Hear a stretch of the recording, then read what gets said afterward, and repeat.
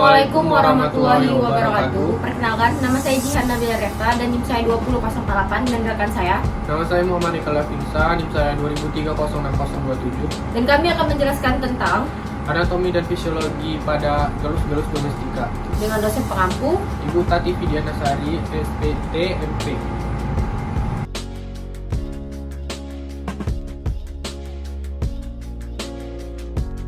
Saya akan menjelaskan bagian-bagian dari gulus-gulus domestika. Yang pertama itu ada caput. Yang pertama itu ada rostrum atau paru.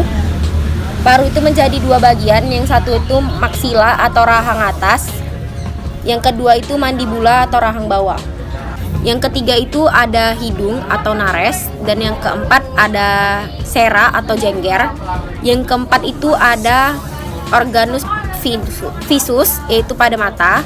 Dan yang ketiga itu pada telinga, itu porus acousticus externus. Dan yang kedua itu ada leher atau serviks yang berbentuk panjang atau fleksibel yang menghubungkan caput dengan trunkus. Yang ketiga adalah trunkus atau badan. Trunkus dilapisi oleh bulu-bulu yang melindungi kulit dari cuaca yang tidak cocok. Bulu terbagi menjadi tiga bagian, yaitu flumae atau bulu pelindung. Yang kedua flumae adalah bulu yang dibawa oleh flumae. Yang ketiga adalah filoflumae adalah bulu halus. Letak bulu terbagi menjadi 5 bagian. Yang pertama itu ada remiges. Remiges itu bulu pada sayap. Yang kedua itu ada rectices, bulu pada ekor. Dan yang ketiga itu ada trichiches, bulu untuk menutupi badan. Dan yang keempat itu ada parathecum, bulu untuk menutupi bahu.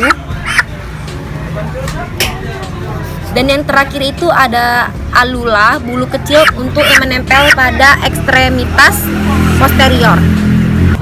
Dan yang keempat, saya akan menjelaskan tentang ekstremitas anterior. Yang pertama itu ada humerus atau tulang lengan atas, itu di bagian sini. Yang kedua itu ada radius atau tulang pengupil, itu di bagian sini. Dan yang ketiga itu ada ulna atau tulang hasta, itu di bagian ini. Dan yang keempat itu ada ossa carpalia, itu di sini, di tulang ininya. Dan yang kelima itu ada digiti, di sini. Dan yang kelima itu ada ekstremitas posterior, yang itu dari paha sampai ke ujung kaki.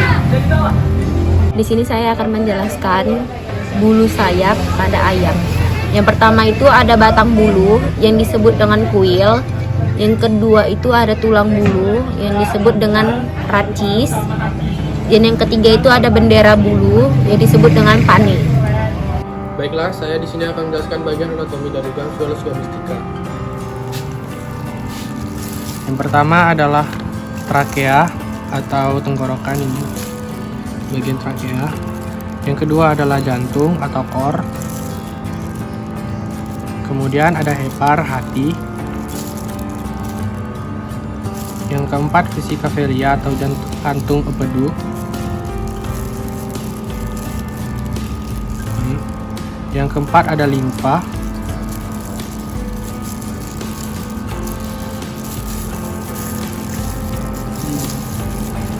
Ini.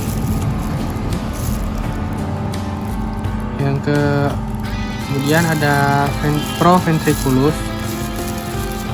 Ini. Kemudian ada ventriculus. Ini. Yang ke-8 ada paru-paru. Ini paru-paru. Yang ke-9 ada ren atau ginjal.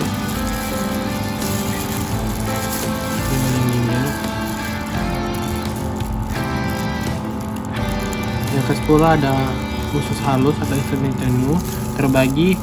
Yang pertama ada usus 12 jari.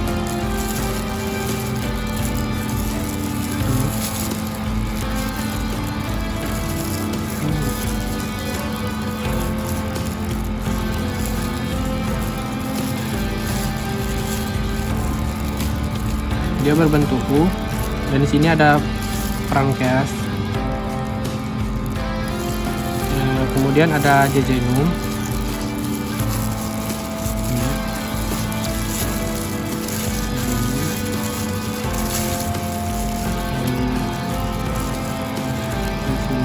kemudian ada usus buntu, kemudian di sini adalah ileum sampai ke pangkal sini.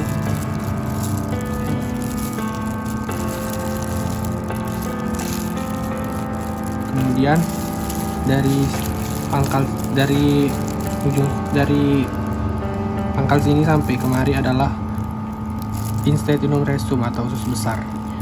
Akan menjelaskan proses pencernaan makanan pada Gallus domestica. Yang pertama, makanan masuk ke dalam paru atau rostrum, kemudian makanan akan masuk ke dalam esophagus atau perut. Kemudian makanan akan masuk ke dalam proventriculus atau lambung kelenjar. Dalam ventriculus terjadi proses makanan secara enzimatis.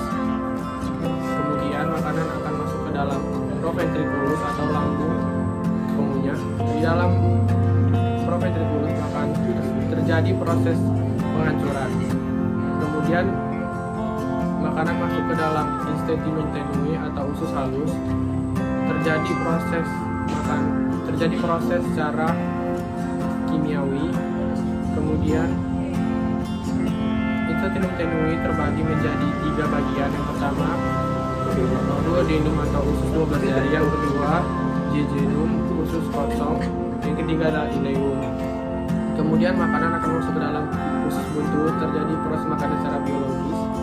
Kemudian makanan akan masuk ke dalam intestinum rasum atau usus besar. Kemudian makanan akan masuk ke dalam kloaka. Kemudian makanan akan dikeluarkan melalui anus. Saya akan menjelaskan organ pernapasan pada Gallus domestica. Yang pertama adalah nares atau hidung, yang kedua trakea, yang ketiga adalah bronkus, yang keempat adalah pulmo atau paru-paru. Saya akan menjelaskan organ-organ reproduksi pada Gallus domestica. Yang pertama adalah testis, yang kedua adalah epididymis, yang ketiga adalah vas deferens, yang keempat adalah penis. Saya akan menjelaskan organ-organ ekskresi pada Gallus domestica. Yang pertama adalah kulit, yang kedua adalah ginjal, yang ketiga adalah kloaka, yang keempat adalah paru-paru, yang kelima adalah hati. Demikian hasil penjelasan kami tentang Anatomi dan fisiologi pada Gallus domestica. Lebih dan kurang kami mohon maaf. Terima kasih. Assalamualaikum warahmatullahi wabarakatuh.